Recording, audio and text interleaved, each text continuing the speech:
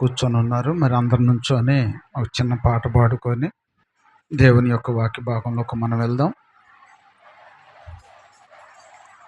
మరి ఈ లోకములో మనము ఏదేదో సంపాదించాలనుకుంటున్నాం, ఏమేమో పొందుకోవాలనుకుంటున్నాం. కానీ మనకి ఏది కూడా శాశ్వతమైనది కాదని మనం గ్రహించాలి.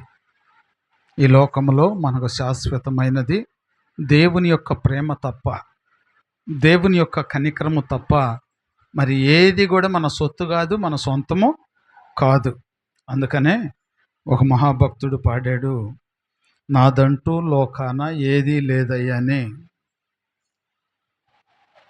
ఈ యొక్క పాటను మనం పాడుకొని దేవుని యొక్క వాక్య భాగంలోకి వెళ్దాం. నాదంటూ లోకాన ఏదీ లేదయ్యా, ఒకవేళ ఉందంటే నీవిచ్చినదే ప్రభువా. నాదంటూ లోకాన ఏదీ లేదయ్యా, నా నీవిచ్చినదేనయ్యా. నీదే నీవే బ్రతుకంతా నీదే, నీదే నీదే బ్రతుకంతా నీదే. నాదంటూ లోకాన కొట్టో సప్పట్లో, ఒకవేళ ఉందంటే నీవిచ్చినదే ప్రభువా. నాకు ఉన్న సామర్థ్యం, నాకు ఉన్న సౌకర్యం, నాకు ఉన్న సామర్థ్యం, నాకు ఉన్న సంతానం, నాకు ఉన్న సామర్థ్యం, నాకు ఉన్న సౌకర్యం, నాకు ఉన్న సంతానం, నాకు ఉన్న సంతానం, ఆరోగించే ఆహారం, అనుభవించే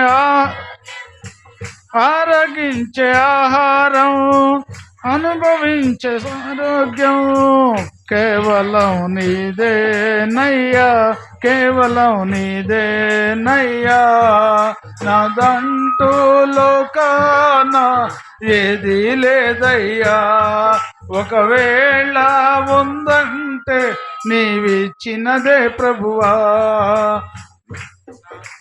నాకు ఉన్న ఈ బలం, నాకు ఉన్న ఈ పొలం, త్రాగుచున్న ఈ జలం, నిలువ నీడ ఈ గృహం. నాకు ఉన్న ఈ బలం, నాకు ఉన్న ఈ పొలం, తాగుచున్న ఈ జలం, నిలువ నీడ ఈ గృహం. నిలచియున్న ఈ స్థలం, బ్రతుకుచున్న ప్రతి క్షణం, నిలచియున్న ఈ స్థలం, బ్రతుకుచున్న ప్రతి క్షణం కేవలం నీవే నయ్యా, కేవలం నీవే నయ్యా. నాదంటూ లోకాన ఏదీ లేదయ్యా, ఒకవేళ ఉందంటే నీవిచ్చినదే ప్రభువా. నాదంటూ లోకాన ఏదీ లేదయ్యా, ఒకవేళ ఉందంటే నీవిచ్చినదే ప్రభువా. హల్లెలూయా. చదువుకొని కూర్చుండి, మళ్ళీ వెనకమాలి ఎవరన్నా వస్తే ముందుకు రానివ్వకండి. హల్లెలూయా, హల్లెలూయా. దేవుడు తన మహాకృపను బట్టి గడచిన పునరుత్థాన దినము నుండి ఈ పునరుత్థాన దినం వరకు దేవాది దేవుడు మనల్ని, మన కుటుంబాలను, మన బిడ్డలను, మనల్ని ఎంతగానో కాసి కాపాడి భద్రపరిచి ఈ పునరుత్థాన దినములో మనందరిని కూడా ఆయన సన్నిధికి తీసుకొని వచ్చి ఆయన మాటలు వినేటువంటి భాగ్యమును, ధన్యతను, దయను మనకు దయచేశాడు. హల్లెలూయా, హల్లెలూయా. ఈ లోకములో చాలామంది ఏం చేస్తున్నారు అంటే ధనము కోసము, లోకానుసారమైనటువంటి ధనము కోసము తిరుగుతున్నారు. ఎందుకంటే ప్రతి ఒక్క మానవుడి యొక్క హృదయంలో ఏమున్నదంటే డబ్బు ఉంటే మనము ఏదైనా చేయగలం. ఏముంటే? డబ్బు ఉంటే ఏమైనా చేయగలమని చెప్పి ఆ డబ్బును సంపాదించటానికి దేవుని వదిలిపెట్టేసి లోకానుసారమైనటువంటి వాటి కోసం ఎంతో ప్రయాసపడుతున్నారు, ఎంతో భారం కలిగి జీవిస్తున్నారు ప్రియ దేవుని బిడ్డలారా. అయితే దేవుని యొక్క వాక్యము మనకు తెలియపరుస్తుంది. దేవుని యొక్క వాక్యము మనకేం తెలియపరుస్తుందంటే, డబ్బుంటే కార్యాలు జరగవు. డబ్బున్నందువల్ల పరలోక రాజ్యం రాదు. డబ్బున్నందువల్ల శాంతి సమాధానం రాదు. దేవుడు మనతో ఉంటే మనకు కావాల్సినవన్నీ కూడా దేవుడే దయచేయగలుగుతాడు. హల్లెలూయా, హల్లెలూయా. ఈరోజు దేవుడు తన వాక్యము ద్వారా మాట్లాడుతున్నాడు. డబ్బు ఉందని చెప్పి ఎంతగానో విర్రవీగాడు ఒక వ్యక్తి. డబ్బు బట్టి ఏదైనా చేయొచ్చు అనుకున్నాడు, కానీ అతని వల్ల ఏమీ కాలేదు. అతను దేవుని దగ్గరికే రావాల్సి వచ్చింది ప్రియ దేవుని బిడ్డ. దేవుడు అంటే తెలియదు, అయినప్పటికీ తను దేవుని దగ్గరికే రావాల్సి వచ్చింది. డబ్బు ఎంతో ఉంది, కానీ ఆయనకున్నటువంటి రోగము పోగొట్టలేకపోయింది. అందుకనే దేవుడు తన లేఖనము ద్వారా మనతో మాట్లాడుతున్నాడు. ఈ 2 రాజుల గ్రంథము 5వ అధ్యాయము 5వ వచనము నుండి కొన్ని వచనాలను మనం ధ్యానం చేసుకుంటాం. సిరియా రాజు ఇశ్రాయేలు రాజునకు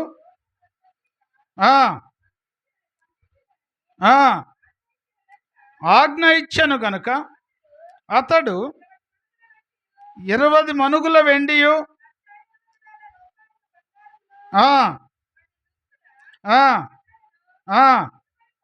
తీసుకొని పోయి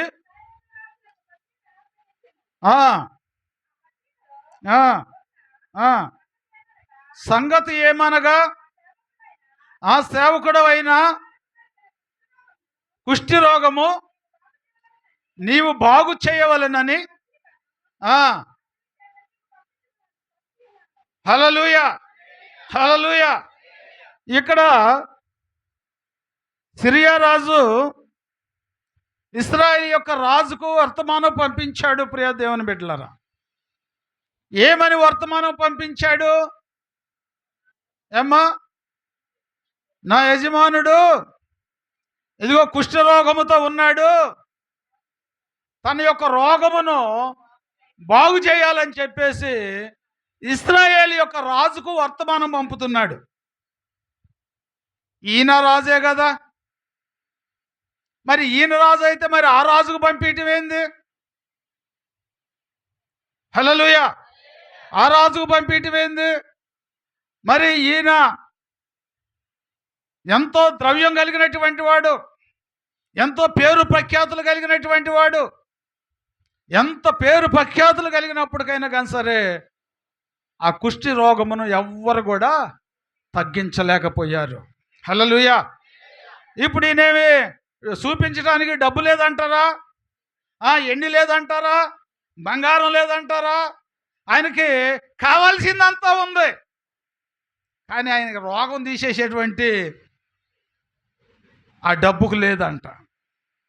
ఈరోజు దేవుడు వాక్యం ద్వారా మనతో ఎందుకు మాట్లాడుతున్నాడు అంటే, డబ్బు కోసం దేవుని సన్నిధిలో వదిలేసి చాలామంది ఎంతో ప్రయోగాలు చేస్తున్నారు, సంపాదించాలి అని చెప్పి. డబ్బు ఉంటే ఏదైనా చేయొచ్చు అనుకుంటున్నారేమో. రాజు వల్లే కాల, ఇక్కడ రాజు వల్లే కాల. కోటాను కోట్లు దాచిపెట్టుకున్నటువంటి ఆ రాజు వల్లే కాలేదు. మరి దేని వల్ల అయింది? నువ్వు ఆలోచించాలి. ఆలోచన లేకుండా ఎంత పని చేస్తే మటుకు ఉపయోగం ఏముంది? ఆలోచించు. డబ్బు గురించి ఆలోచన చేస్తున్నావు, కానీ దేవుని గురించి నువ్వు ఆలోచన చేస్తున్నావా? చేయలేకపోతున్నావు. ఆ రాజుకు వర్తమానం పంపిస్తే ఆ రాజు ఏం చేస్తున్నాడంటే ఇదిగో జుట్టు పీకేసుకుంటున్నాడు, బట్టలు చింపేసుకుంటున్నాడు. ఎందుకు? ఏమ్మా అమ్మా? చంపటానికను బ్రతికించడానికి. నేనేమన్నా దేవుణ్ణా?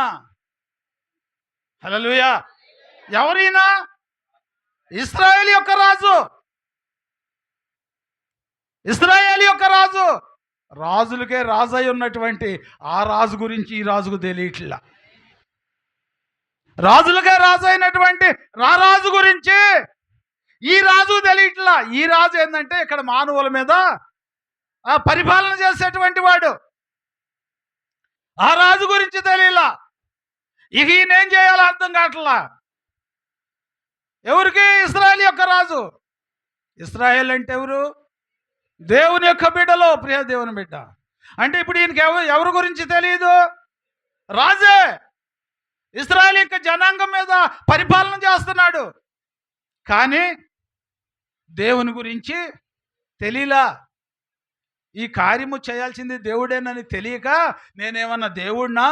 రోగాలు తీసేయటానికి, బలహీనతలు తీసేయటానికి నేనేమన్నా దేవుడినా? ఏదో ఒక రకంగా కలహం పెట్టుకొని మళ్ళా మా దేశం మీద యుద్ధానికి రావాలని చెప్పి ఇదిగో ఈ రకంగా ప్లాన్ వేసాడు సిరియా రాజు అని చెప్పేసి కల్లోల పడిపోతున్నాడు. ప్రియ దేవుని బిడ్డలారా, దేవుని యొక్క వాక్యం సెలవిస్తుంది, ఇశ్రాయేలీల యొక్క బిడ్డలంట కలవరపడాల్సిన అవసరం లేదు. ఇశ్రాయేలు యొక్క బిడ్డలు కలవరపడాల్సిన అవసరం లేదు. ఎందుకు కలవరపడొద్దంటే వారు నమ్ముకున్న దేవుడు గొప్పవాడు. ఇశ్రాయేలు యొక్క దేవుడు గొప్పవాడు, మంచి సామర్థ్యం కలిగినటువంటి వాడు. ఆయనకు భూమి మీద అసాధ్యం అనేది ఏమీ లేదు. సమస్తమును కూడా సరి చేయగలిగినటువంటి సత్తా కలిగినటువంటి దేవుడు, సామర్థ్యం కలిగినటువంటి దేవుడు ఇశ్రాయేలు నమ్ముకున్నటువంటి దేవుడు. ఆ దేవుని నమ్ముకున్నటువంటి నీవు భయపడాల్సిన అవసరం లేదు. ఆ దేవుని నమ్ముకున్నటువంటి నీవు ఆలోచించాల్సిన అవసరం లేదు. ఆ జనాంగంలోనే ఒక దైవ సేవకుడు ఉంటాడు. ఆ యొక్క ఇశ్రాయేలు యొక్క జనాంగంలోనే దేవుని నమ్ముకున్నటువంటి ఒక దైవ సేవకుడు ఉన్నాడు. ఎవరా దైవ సేవకుడు? ఎలీషా గారు. హల్లెలూయా, హల్లెలూయా. ఎలీషా గారు ఆయన చెవును పడింది ఈ మాట పోయి. ఈయన రాజుగారు ఏం భయపడ్డాడు, దైవ సేవకుడు అంటున్నాడు అతన్ని నా దగ్గరకు పంపించు. నువ్వు అంటున్నావా మాట? ఏ మాట?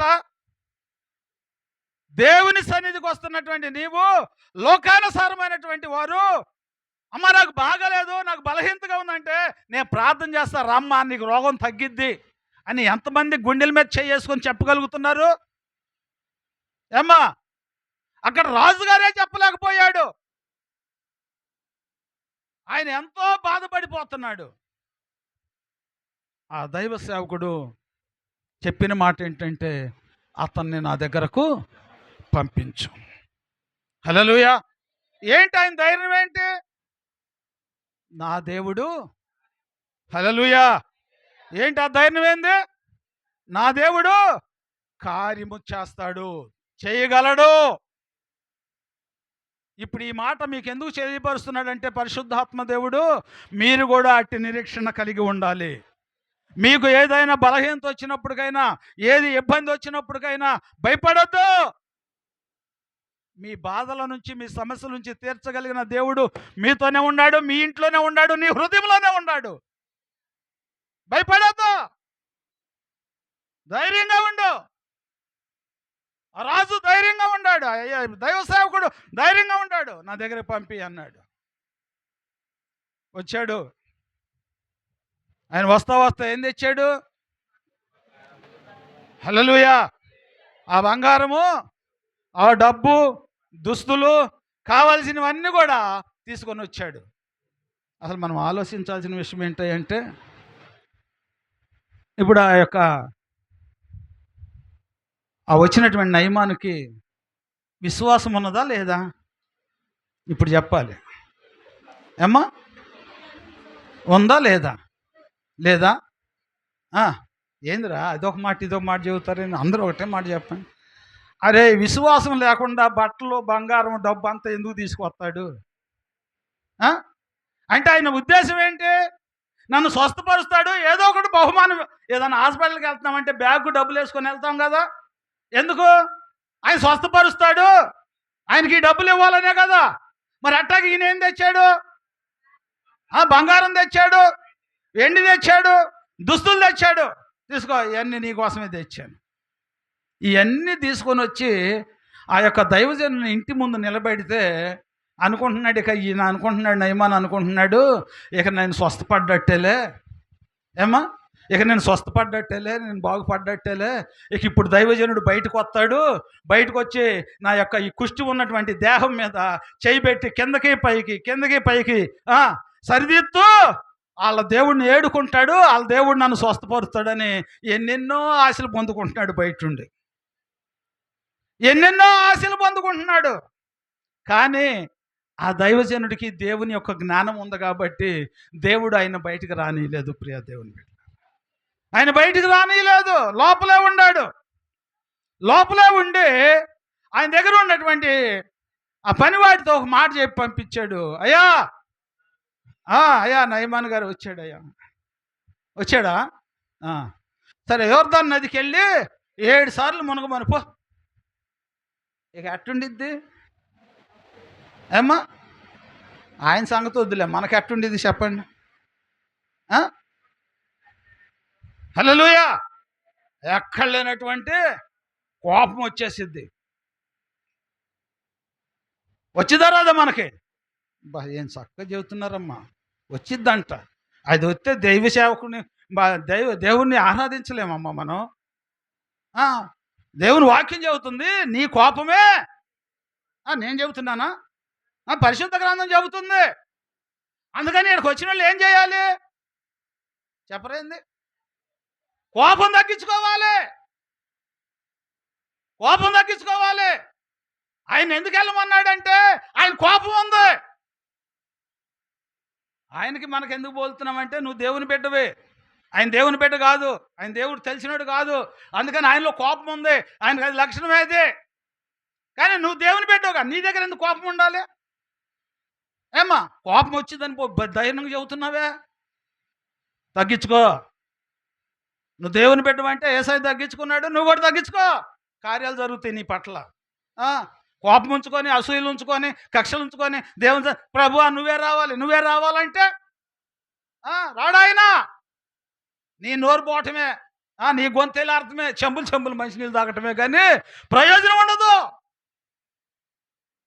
ఆయనంటే లోకాస్తుడమ్మా, దేవుడంటే తెలీదు. వచ్చాడు, ఆయన కోపం వచ్చిందంటే ఒక లెక్క ఉంది. అది కాక ఆయన ఉన్నటువంటి వాడు, మంచి పేరు కలిగినటువంటి వాడు, ఎన్నో ఆశలతో కొంత డబ్బు కూడా తీసుకొచ్చినటువంటి వ్యక్తి. కానీ ఆయన డబ్బు తెచ్చినా కానీ ఆ దైవసేవకుడు ఆ డబ్బును ఆశించలేదు.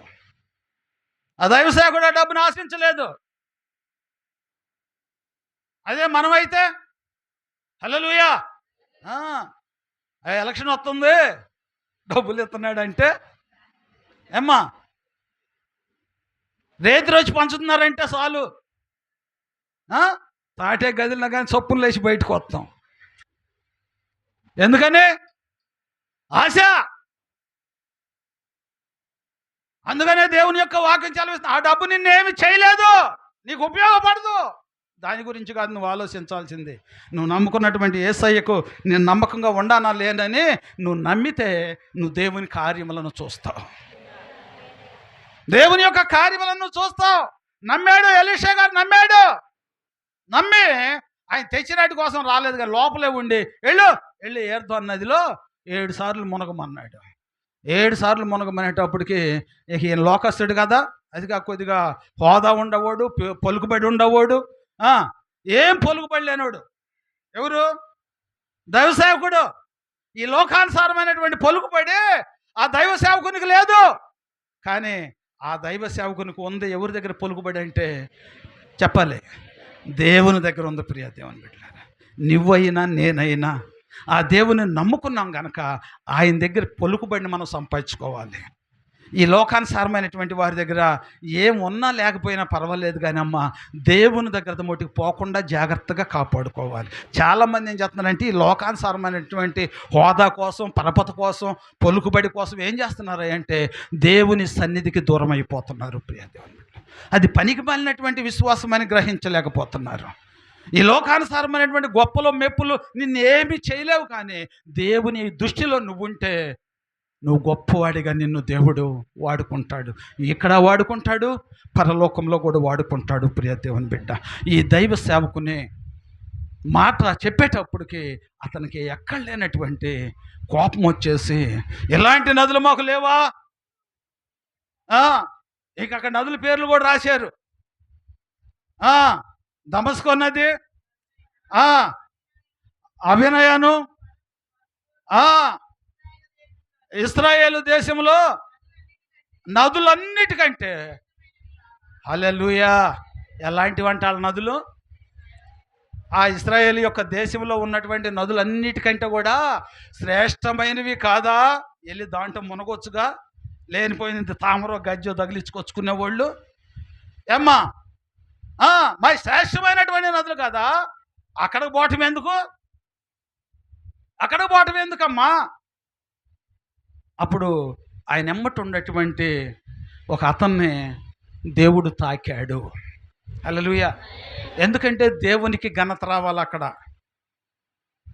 దేవునికి ఘనత రావాలి. కాబట్టి ఆయన ఎమ్మటి ఉన్నటువంటి ఒక అతన్ని పరిశుద్ధాత్మ దేవుడు తాకి ఆయన శాంతతతో అతనికి, అయితే అతని దాసులలో ఒకడు వచ్చి, ఆయన ఏందంటమ్మా, ఆ ప్రవక్త ఏదైనా గొప్ప కార్యము చెయ్యమని నియమించిన ఎడల నీవు చేయకుందువా?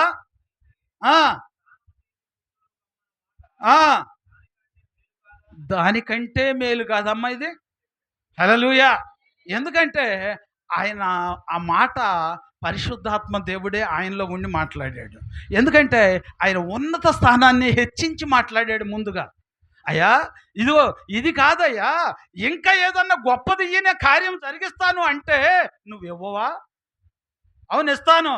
ఇవన్నీ చేసినోడిని ఇంకీలేనా, నేనేం లేనోడినా అనుకున్నాడేమో. అయ్యా, దానికంటే ఆ నదిలోకి వెళ్ళి 7 మార్లు మునిగి స్నానం చేసి వెళ్ళమంటే అది గొప్ప ధన్యత కాదయ్యా, మన స్వస్థత కావాలి కదా అని చెప్తే, అంతలా కోపంతో ఉన్నటువంటి ఆ రాజు కూడా ఏం చేశాడు చెప్పాలి? హల్లెలూయా, హల్లెలూయా.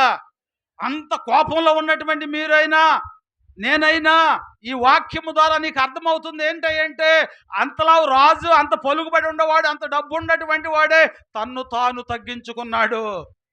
ఈరోజు దేవుడు పరిశుద్ధాత్మ దేవుడు మనతో మాట్లాడుతున్నాడు. నీవు కూడా తగ్గించుకోవాలి. ఏ విషయంలో కూడా తొందరపడొద్దు. తొందరపడితే పని కాదు, తగ్గించుకుంటే పనులు జరుగుతాయి. నువ్వు అనుకున్నది సాధించగలుగుతావు. ఇది సత్యం, దీన్ని నువ్వు గ్రహించు. దేవుడు అద్భుతమైనటువంటి కార్యము నీ పట్ల జరిగిస్తాడు. అంత కోపంలో ఉన్నటువంటి వాడు తగ్గించుకొని, సరే పదండి వెళ్దాం పండి అన్నాడు. వెళ్ళాడు, ఆ నదిలో దిగాడు, 7 సార్లు మునిగాడు, పసిపిల్లవాని దేహము వలె. హల్లెలూయా, హల్లెలూయా. ఎలాగొచ్చేసాడు? అమ్మ, నేను తెలియక అడుగుతాను, అసలు ఆయన మనసు ఎలాగుండి ఉంటుంది అంటారు? అప్పుడు కుష్టి వ్యాధితో బాధపడి బాధపడి బాధపడి ఉండవాడు అమ్మా, అసలు అక్కడ చెప్పటం కూడా చూశారమ్మా. ఎవరి దేహం అంట? పసిపిల్లవాని దేహం వల్ల వచ్చిందంటే ఆ నయమని ఎంత, ఇంకెవరన్నా చెబి తింటాడా? యేసుప్రభు దేవుడు కాదు అంటారే, ముందు ఈయన బంధించేయండి అంటాడు. అంటాడా? ఎందుకంటే అద్భుతమైనటువంటి కార్యం పొందుకున్నాడు. కుష్టి వ్యాధి తగ్గిపోవాలంటే అది నా యేసయ్య వశమే, ఇంకా ఎవరు వశము కాదు. నా దేవుడు గద్దించి మరీ చెబుతున్నాడు. అసలు ఆ చిన్న పిల్లవాని దేహంలాగా బయటకు వచ్చేసాడంట. బయటకు వచ్చి ఎక్కడ లేనటువంటి సంతోషము, ఎక్కడ లేనటువంటి సమాధానము, ఎక్కడ లేనటువంటి ఆనందముతో వచ్చాడు. అంతకుముందు వెళ్ళిపోయాడుగా. వెళ్ళేటప్పుడు ఎలాగెళ్ళాడు? కోపంతో వెళ్ళాడు. వచ్చేటప్పుడు ఎలాగొస్తున్నాడు? అసలు ఆయన చూడాలి, ఆ దైవ సేవకుని చూడాలి. ఏమ్మా, యేసయ్య మనకి ఎన్నో అద్భుతమైనటువంటి కార్యాలు జరిగిస్తున్నాడు. ఏనాడన్నా దర్శనం అన్న చూడాలని ఆశతో ప్రార్థన చేస్తున్నారా? ఏమ్మా, దేవుని యొక్క కార్యాలు మనం చూస్తున్నాం కానీ, దేవుని యొక్క చిత్తాన్ని అయితే మనం కనుగొంటున్నాము కానీ, ఆయనకి లోపడలేకపోతున్నాం. ఆయన యందు మన దృష్టి ఉంచలేకపోతున్నాం. ఇక్కడ కుష్టి రోగం పోయేటప్పటికి ఆయన ఎంతో సంతోషంతో ఇదిగో లేచి వచ్చేసి, అయ్యా ఇదిగో ఇవన్నీ కూడా నీకే తెచ్చానయ్యా, హల్లెలూయా, ఇవన్నీ కూడా నీకే తెచ్చానయ్యా, ఇదిగో ఇవన్నీ తీసుకయ్యా, నువ్వు ఇవన్నీ తీసుకయ్యా అంటే దైవజనుడు అంటున్నాడు, నీది నూలు పోగు కూడా నాకు అక్కర్లేదు. బా, ఏమి ధన్యత, ఏం మనస్సమ్మ అది, ఏం మనసమ్మ అది. వెండి బంగారము దుస్తులు సమస్తను కూడా తెచ్చాడు పెడితే, అమ్మ ఇదిగో తల్లా కూడా తీసుకోండి అంటే ఒక్కళ్ళన్నా ఆగుతారా? అమ్మ ఎవరన్నా ఆగుతారా? ఖరీదు గల వస్తువులు తెచ్చి ఇక్కడ పెట్టి మీకోసమే తెచ్చాను తీసుకోండి అంటే ఎవరన్నా ఆగుతారా? తీసుకోరా? ఎవరు ఆగరు. లెగలేని వాళ్ళు కూడా అమ్మమ్మ నన్ను తీసుకెళ్ళమ్మా అంటారు కదా. హల్లెలూయా. అంటే ఏంటి? ధనాపేక్ష. ధనాపేక్ష దైవ సేవకుడికైనా దైవ జనుడికైనా దేవుని నమ్ముకున్నటువంటి వారికైనా ఉండకూడదు ఏంటంటే ధనాపేక్ష. ఉన్నదాంతోనే తృప్తి పొందు, ఉన్నదాంతోనే తృప్తి పొందు, నీకు ఇచ్చిన దాంతోనే తృప్తి పొందు. అది గంజి అవ్వచ్చు, కలిమ అవ్వచ్చు, ఏదైనా కానీ సరే నువ్వు దాంతోనే తృప్తి పొందు. ఇంకా కావాలి ఇంకా కావాలని ఆశపడ్డావంటే కీడును కొని తెచ్చుకున్నట్లే నువ్వు. ఆ యొక్క నయమాను వచ్చి అక్కడ అంటున్నాడు, అయ్యా ఎంత నీకోసమేనయ్యా, తీసుకో, నీవే తీసుకో, నాకు వద్దయ్యా, నీది నాకు నూలు పోగు కూడా నాకు అక్కర్లేదయ్యా, నీది నువ్వు తీసుకొని వెళ్ళయ్యా అంటే, అప్పుడు ఆ యొక్క నయమాన్ అంటున్నాడు, అయ్యా నేను ఇక్కడ పోవాలంటే, అప్పుడు ఆయన ఆ మనసుకు అంతా కూడా ఆయన అంతకుముందు చేసిందంతా కూడా దేవునికి వ్యతిరేకమైందని, ఆయన నివసిస్తున్నటువంటి ఆ స్థలమంతా కూడా దేవునికి వ్యతిరేకమైందని గ్రహించగలిగాడు. ప్రియ దేవుని బిడ్డ, ఏం గ్రహించాడు? నేను చేసినటువంటి పూజలు వేరు, నేను ఉన్నటువంటి స్థలం వేరు, నేను మునిగినటువంటి నదులు వేరు, అవి ఏవి కూడా నన్ను స్వస్థపరచలేకపోయినాయి. ఇదిగో దేవుని యొక్క మాట మాత్రం నన్ను స్వస్థపరచగలిగింది అని అది పాటించాడు. ప్రియ దేవుని బిడ్డ, హల్లెలూయా. ఆ అద్భుతమైనటువంటి కార్యము చూసేపాటికే తను మనోనేత్రాలు తెరవబడ్డాయి. తన మనోనేత్రాలు తెరవబడి ఇదిగో అతను అంటున్నాడు, అయ్యా 2 కంచర గాడిదల మొన్ను నాకు ఇస్తే, ఏమ్మా ఇశ్రాయేల్ యొక్క దేశం నుండి అంట సిరియా దేశానికంట తీసుకొని వెళ్ళి దాన్ని అంట ఆయన నివసిస్తున్నటువంటి అక్కడ పరుచుకొని అంట ఆ మట్టి మీద కూర్చొని అంట యేసయ్యను ధ్యానం చేసుకుంటాడంట. హల్లెలూయా, హల్లెలూయా. ఆ మట్టి మీద కూర్చొని నేను చేసుకుంటానయ్యా, ఎందుకంటే ఈ మట్టి పరిశుద్ధమైందని నేను నమ్ముతున్నాను. యేసయ్య పరిశుద్ధుడని నువ్వు నమ్ముతున్నావా? యేసయ్య నన్ను స్వస్థపరచగలిగిన దేవుడు, నాకు సాలిన దేవుడు యేసు అని నువ్వు నమ్మగలుగుతున్నావా? నిరుత్సాహంతో నువ్వు ఉండబాక, నిస్సహాయ స్థితిలో నువ్వు ఉండబాక. ఏది అడిగితే అది నేను ఇస్తానన్న దేవుడు ఎంతైనా నమ్మదగిన దేవుడు. హల్లెలూయా. ఈరోజు నీతో మాట్లాడుతున్నాడు, నాతో మాట్లాడుతున్నాడు, మనందరితో మాట్లాడుతున్నాడు. మన అందరి పట్ల దేవుడు అద్భుతమైనటువంటి కార్యములను జరిగిస్తున్నాడు. ప్రియ దేవుని బిడ్డ, నీ జీవితము నా జీవితము మారాలంటే దేవుని యొక్క చిత్తములోనే ఉంది, నువ్వు చూపించేటువంటి విశ్వాసంలోనే ఉంది, నువ్వు ఆరాధించేటువంటి ఆరాధనలోనే ఉంది. ఆయన కార్యము చేయాలన్నా కార్యము చేయకూడదన్నా కానీ నువ్వు చేసేటువంటి ఆరాధనలోనే ఉంది నువ్వు మేలు పొందుకుంటావో లేదనేటువంటి విషయం. ఈరోజు దేవుడు నీతో స్పష్టంగా మాట్లాడుతున్నాడు. మరి నీ జీవితం ఎలాగున్నది? తన తప్పును తను తెలుసుకున్నాడు. నేను చేసినవన్నీ కూడా చాలా వ్యతిరేకమైనవని తెలుసుకున్నాడు.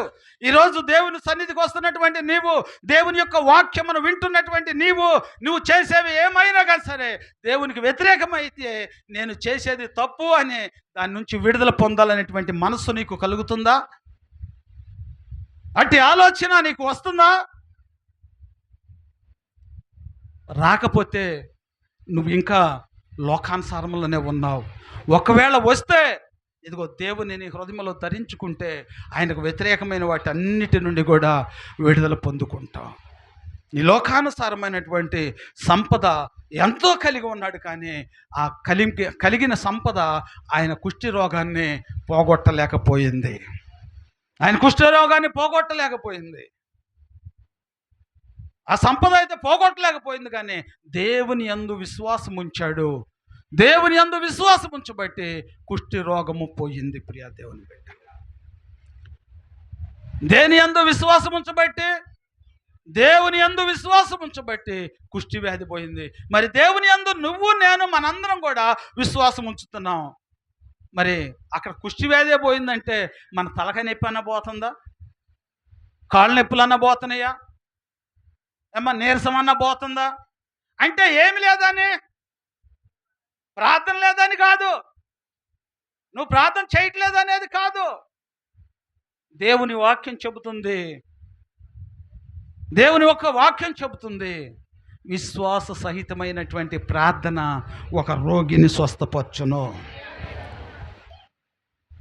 అంటే ప్రార్థనవే కానీ విశ్వాస సహితమైన ప్రార్థనకే ప్రతిఫలం ఉంటుంది, కానీ ప్రార్థనకు ప్రతిఫలం లేదు. ప్రియ దేవుని, ఆ విశ్వాస సహితమైన ప్రార్థన ఏంది అంటే నువ్వు ప్రార్థన చేస్తున్నప్పుడు దేవుడు ఇది నాకు ఈ కార్యము చేస్తాడు అని నమ్మాలి.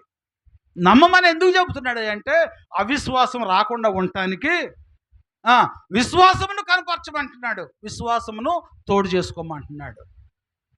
అందుకనే దేవుని యొక్క మాటలు వింటున్నటువంటి నీవు విశ్వాసివై ఉండవా, అవిశ్వాసివై ఉండవా? ఈ లోకానుసారమైనటువంటి ధనాపేక్షతో ఉండవా, దేవుని యందు విశ్వాసం కలిగి ఉన్నావా? ఏమి కలిగి ఉన్నావు? ఈ లోకంలో ప్రయాణిస్తున్నటువంటి నీవు ఏ ఆశతో ప్రయాణం చేస్తున్నావు? దేనికోసం పరుగులు తీస్తున్నావు? నీ కోసం వచ్చినటువంటి నీ దేవుని నమ్ముకుంటున్నావా? నీ దేవుని యొక్క చిత్తానుసారంగా నువ్వు జీవిస్తున్నావా? దేవుడు నిన్ను హెచ్చరిస్తున్నాడు. ఈరోజు మనందరిని కూడా ఇక్కడ తీసుకొని వచ్చి ఆయన వాక్యము ద్వారా మనతో ఎందుకు మాట్లాడుతున్నాడు అంటే, ఈ మాటలో నువ్వు దేవుని ఎరిగి ఉన్నటువంటి నీవు ఇదిగో దేవుని యొక్క శక్తిని తెలుసుకోవాలి అంటే దేవునికి వ్యతిరేకమైనవి నీ హృదయంలో, నీ తలంపుల్లో, నీ ఆలోచనలో ఉండకూడదు. వాటిని తీసేసుకోనండి. అక్కడ దైవజనుడు లోపలుండి బయటకు రాకపోయినప్పుడు, బయటకు రాకోకుండా ఉండి చెప్పింది ఎందుకంటే ఆయనలో ఉన్నటువంటి అహంకారం తగ్గాలి. అది తగ్గకపోతే ఆయనకి స్వస్థత రాదని చెప్పి ఇదిగో దేవుడు ఆయన లోపలే ఉంచాడు. అమ్మా, చాలా కాలం నుంచి మనం దేవుని సన్నిధికి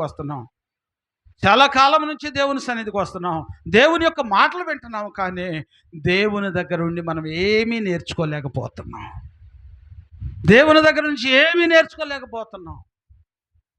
ఎందుకు ఈ మాట మీతో చెబుతున్నానంటే, ఆ యొక్క ఎలీషా ప్రవక్త దగ్గర ఇదిగో గెహజీ అనేటువంటి వ్యక్తి అక్కడే ఉండాడు.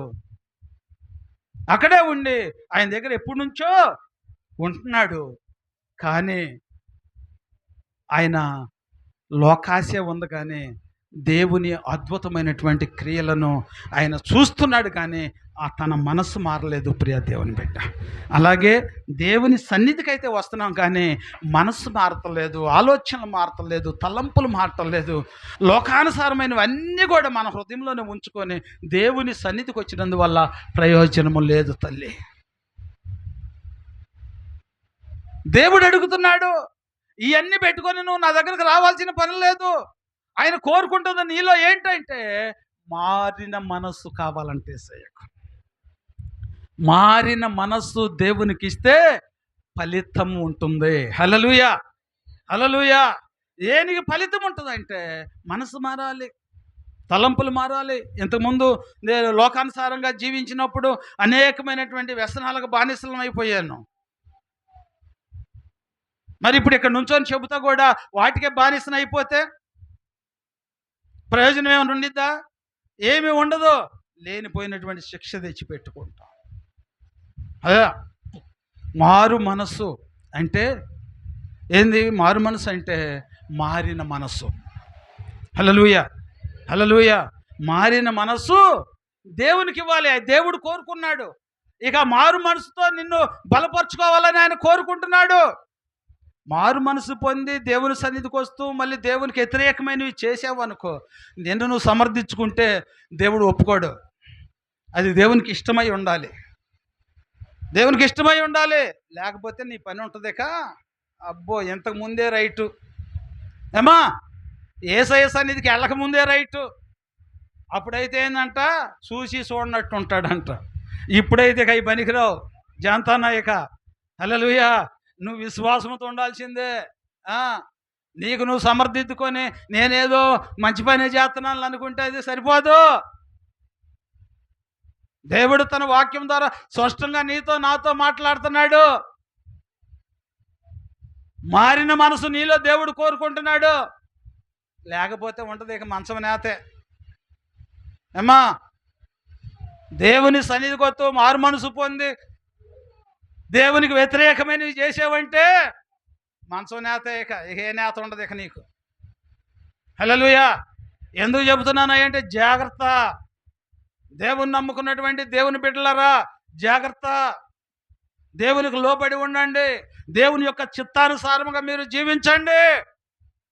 అప్పుడు మీకు ఫలితం ఉంటుంది, ప్రయోజనం ఉంటుంది. అందుకనే దేవుడు తన మహాకృపను బట్టి చెబుతున్నాడు. సామెతల గ్రంథము 3వ అధ్యాయము 1 నుండి 2 వచనాలను మనం ధ్యానం చేసుకుంటే, నా కుమారుడా, నీ ఉపదేశములను మరువకము, నా ఆజ్ఞలను హృదయపూర్వకముగా గైకొనుము, అవి దీర్ఘాయును సుఖజీవనముతో గడుపు సంవత్సరములను. హల్లెలూయా, హల్లెలూయా. ఏం చెబుతుందమ్మా? నా కుమారుడా, నా ఉపదేశమును మరువకము. ఏం ఒరిగిద్దంట? ఏందంట? దేవుడు చెబుతున్న మాట ఏంది? నా ఉపదేశమును మరువకము, నా ఆజ్ఞలను హృదయపూర్వకంగా గైకొనుము. హల్లెలూయా. నా మాటలను హృదయపూర్వకంగా గైకొనుము, నా ఆజ్ఞలను అనుసరించు. దేవుడు స్పష్టంగా చెబుతున్నాడు. ఎందుకు చెబుతున్నాడు అసలు ఈ మాట? ఎందుకు చెబుతున్నాడమ్మా? ఏం కలిగిద్దంట? దీర్ఘాయుష్ అంటే ఏంది? దీర్ఘాయుష్ అంటే ఏంది? మరణమే లేదు.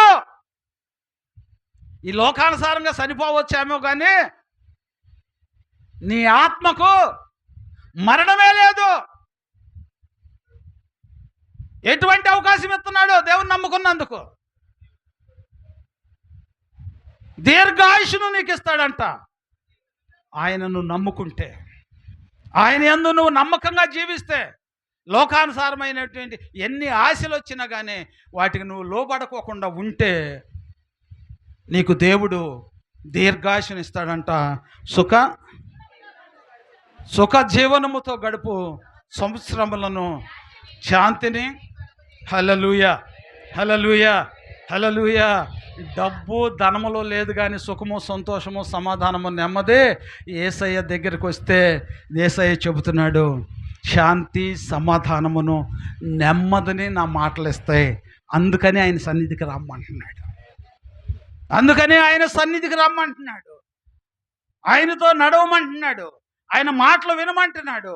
ఆయన మాటలు మన హృదయంలో భద్రపరచుకోండి.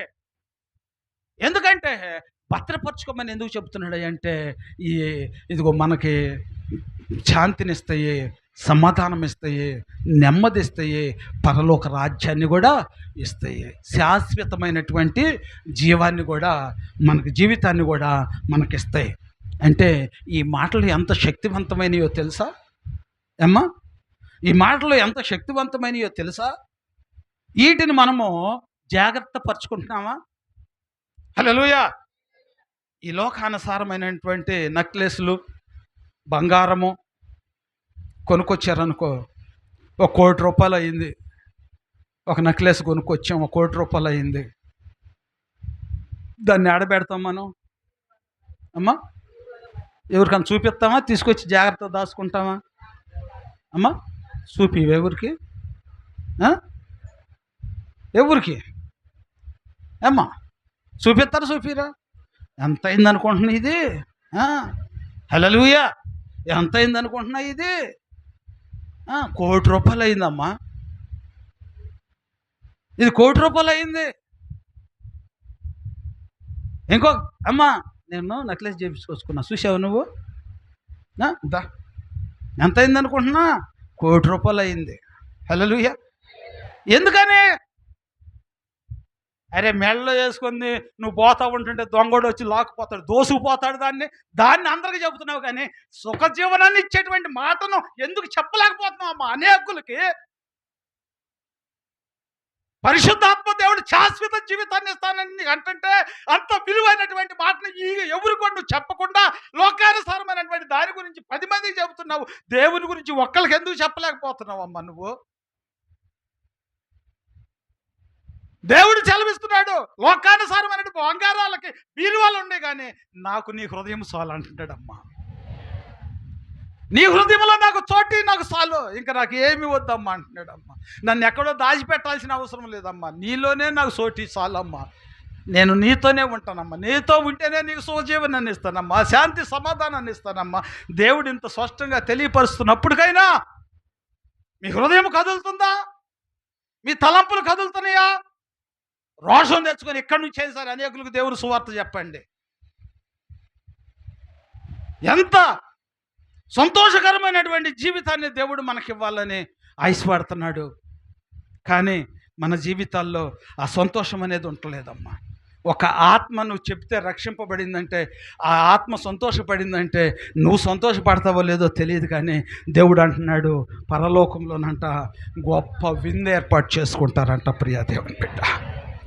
బా ఒక్క నశించిపోతున్నటువంటి ఆత్మ అంట రక్షింపబడితేనంట గొప్ప విందంట, మామూలు విందు కాదు. హల్లెలూయా, హల్లెలూయా. ఏ విందంట? గొప్ప విందంట. గొప్ప విందని ఎందుకన్నాడు?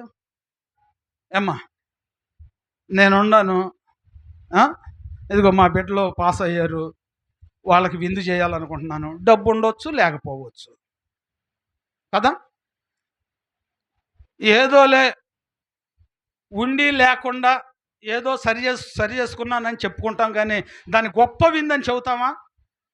ఏమ్మా ఒక్క ఆత్మ రక్షింపబడితేనంట అక్కడ డబ్బుకి కొదవలేదమ్మా. గొప్ప విందని ఎందుకు అంటున్నాడు అంటే, గొప్పవాడైనటువంటి తండ్రికి మనం దగ్గరయ్యాం గనక ఆయన ద్రవ్యం అంతా కూడా ఖర్చు పెట్టేస్తాడు, ఆయన దేహమే ఖర్చు పెట్టాడు, ఆయన ప్రాణమునే ఖర్చు పెట్టేసి ఇంకంతకంటే ఇంకా ఏముంది మనకు కావాల్సింది?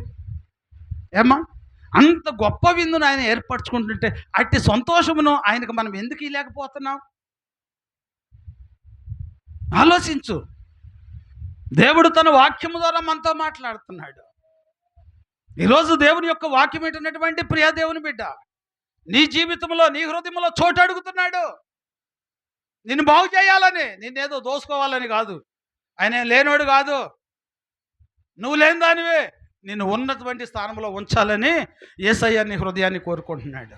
మరి ఈరోజు ఈ వాక్యం విన్నటువంటి ప్రియ దేవుని బిడ్డ, యేసయ్యను నీ హృదయంలో చేర్చుకుంటావా? చాలామంది ఏం చేస్తున్నారు అంటే, బైబిల్లో మనం తరచుగా మనం చూసేటువంటి విషయం ఏంటంటే, ఈ లోకానుసారమైన దానికోసమంట యేసయ్యను వదిలేసుకుంటున్నామంట. కీర్తనల గ్రంథము 78వ కీర్తన 11వ వచనంలో ఒక మాట చలవిస్తున్నాడు. ఆయన క్రియలను, ఆశ్చర్య కార్యక్రియలను వారు మర్చిపోయేరే. ఐగుప్తి దేశంలోని సోయాను క్షేత్రమందు వారి పితరులు చూచుచుండగా ఆయన ఆశ్చర్య కార్యములను చేసెను. ఆయన సముద్రమును పాయలుగా చేసి వారిని అద్దరికి నడిపించెను. హల్లెలూయా, హల్లెలూయా. దేవుడు అందరికి చేతులు ఇచ్చును గాక. హల్లెలూయా, హల్లెలూయా, హల్లెలూయా. కొరసగా ఉండి ప్రభువా ఇంకొద్ది పొడుగు సాగిచ్చయ్యా. హల్లెలూయా, హల్లెలూయా. దేవుడు అంట తన బిడ్డలను కాపాడుకుంటానికంట నీళ్ళనే గోడలుగా మార్చాడంట. ప్రియ దేవుని బిడ్డలారా, నీళ్ళనే గోడలుగా మార్చాడంట. అక్కడ దేవుని యొక్క వాక్యం మనకు సెలవిస్తుంది. తన బిడ్డల కోసం ఎంత అద్భుతమైనటువంటి కార్యమును చేశారో చూసావా. తన బిడ్డలు శత్రు చేతిలో పడకుండా ఉండుట కొరకు వెనకమాల ఇదిగో శత్రు తమ్మురుకుంటా వస్తున్నాడు. అదే యేసయ్య తోడు లేకపోతే వీళ్ళ పరిస్థితి ఏంటి? శత్రువుల చేతిలో బలైపోవాల్సిందే. దేవుని యొక్క చిత్తం ఏంటి? నా బిడ్డలైనటువంటి వారిని నేను ఎన్నడూ విడిచిపెట్టను. నా బిడ్డలైనటువంటి వారిని నేను ఎన్నడూ విడిచిపెట్టను. దేవుడు తన వాక్యము ద్వారా హెచ్చరిస్తున్నాడు. హెచ్చరించడమే కాదు, అద్భుతమైనటువంటి కార్యము ఇశ్రాయేలు యొక్క జనాంగం మధ్యలో దేవుడు జరిగించాడు. ప్రియ దేవుని బిడ్డలారా, పారుతున్నటువంటి సముద్రమును ఇదిగో 2 పాయలు చేశాడు. తన బిడ్డలను తప్పించాడు. ఆ మార్గములో నీవు కూడా ఉండాలి, ఆయనకు లోబడాలి. ఇన్ని అద్భుతమైనటువంటి కార్యములను చేసి శత్రు చేతుల నుండి వారిని తప్పించి దేవుడు మోషేతో చెప్పాడు, ఇప్పుడు మిమ్ములను తమురుతున్నటువంటి నీ శత్రువులను ఇక ఎన్నడను నీవు చూడవు. హల్లెలూయా, హల్లెలూయా. ఎంత గొప్ప ధన్యతమ్మా, ఎంత గొప్ప కార్యము దేవుడు జరిగించాడు. శత్రు చేతిలో నుండి మనల్ని విడిపిస్తే మర్చిపోతామా? దేవుని మనం మళ్ళీ మర్చిపోతామా? ఒక అద్భుతమైనటువంటి కార్యము దేవుడు మన కుటుంబంలో జరిగిస్తే అది అవ్వదనుకున్నావు నువ్వు, కానీ ఆ కార్యాన్ని దేవుడు చేశాడు. చేసినప్పుడు మర్చిపోతావా? ఆ కార్యాన్ని మర్చిపోవు. కానీ వీళ్ళు ఏం చేశారు? మర్చిపోయారు. వాళ్ళు ఎప్పుడో చేసిన సంగతి ఇప్పుడు చెప్పి వాళ్ళు మర్చిపోయారన్న సంగతి మాకు చెబుతావేందయ్యా అని మీ మనసుకు అనొచ్చామో. పరిశుద్ధాత్మ దేవుడు చెబుతున్నాడు, ఆ రోజు వాళ్ళు నేను చేసిన అద్భుత కార్యమును వారి హృదయంలో భద్రపరచుకోలేకపోయారు, వారు మేలు పొందుకోలేకపోయారు, అడవిలో చచ్చిపోయారు. ఆ సావు మీకొద్దు, ఆ మరణం మీకొద్దు. మీరు నన్ను గుర్తుంచుకోనండి, నేను చేసిన కార్యాన్ని గుర్తుంచుకోనండి. శాశ్వతమైనటువంటి జీవాన్ని నేను నీకు ఇస్తా, శాశ్వతమైనటువంటి జీవితాన్ని నేను మీకు ఇస్తా, మర్చిపోవద్దు. దేవుడు స్పష్టంగా మనతో మాట్లాడుతున్నాడమ్మా.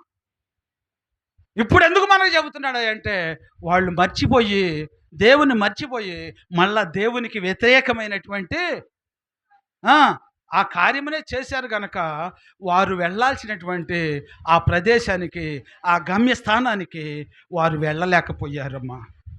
ఈరోజు దేవుడు కూడా మీ ముందు కూడా ఒక గమ్యస్థానాన్ని ఉంచాడు. ఏంటి ఆ గమ్యస్థానం? ఏంటంటే పరలోక రాజ్యం. ఆ పరలోక రాజ్యానికి నువ్వు వెళ్ళాలంటే ఇదిగో దేవునికి లోపడాలి, దేవుని యొక్క చిత్తానుసారంగా నువ్వు జీవించాలి. జీవిస్తే ఆ రాజ్యంలోకి వెళ్తావు. ఆ రాజ్యంలోకి వెళ్ళావంటే శాశ్వత జీవితాన్ని నువ్వు పొందుకుంటావు. ఇక నీకు మరణమే లేదు. ఇక నీ జీవితం అంతా కూడా శాంతి సమాధానాలు నెమ్మదితోనే నువ్వు గడిపేస్తావు. అట్టి ధన్యతను దేవుడు ఇవ్వాలని పోగొట్టుకున్న వాళ్ళని చెప్పాడు, పొందుకున్న వారిని చెప్పాడు. ఎలా జీవిస్తావో నీ జీవితం నువ్వే కొనసాగించమని దేవుడు తన లేఖనము ద్వారా మనతో మాట్లాడుతున్నాడు. ప్రియ దేవుని బిడ్డ, ఈరోజు దేవుని యొక్క వాక్యమును వింటున్నటువంటి నా జీవితాల్లో దేవునికి చోటు ఉన్నదా, లేకపోతే లోకానుసారమైన దానికి చోటిస్తున్నామా? లోకంలో ఉన్న వాటికంటే కూడా అధికముగా మనల్ని ప్రేమిస్తున్నాడు దేవుడు. లోకములో ఇచ్చిన వాటికంటే కూడా అధికమైనటువంటి ఆశీర్వాదాన్ని నీకు ఇవ్వాలని దేవుడు కోరుకుంటున్నాడు. ఆ ప్రేమను గ్రహించి మర్చిపోకుండా నీ జీవితంలో గుర్తుంచుకో, దేవుని స్తుతించు, ఆయన నామమును ఘనపరచు, ఆయన చేసిన ఆశ్చర్య కార్యములను అనేకులకు నీవు తెలియపరచు. నీ జీవితము ధన్యకర్మగా మారిపోద్ది. దేవుడు తను స్పష్టంగా తన వాక్యం ద్వారా మనతో మాట్లాడుతున్నాడు కనుక వాక్యానుసారముగా మనం జీవిద్దాం. మన జీవితాలను సరి చేసుకొని దేవుని యొక్క సాక్షులుగా మనం ఉందాం. దేవుడు ఇచ్చేటువంటి ఆశీర్వాదాన్ని పొందుకుందాం. దేవుడి కొద్ది మాటలను ప్రభు మన వెనుకల్లో దీవించి ఆశీర్వదించి మహిమ పొందునుగాక. ఆమేన్.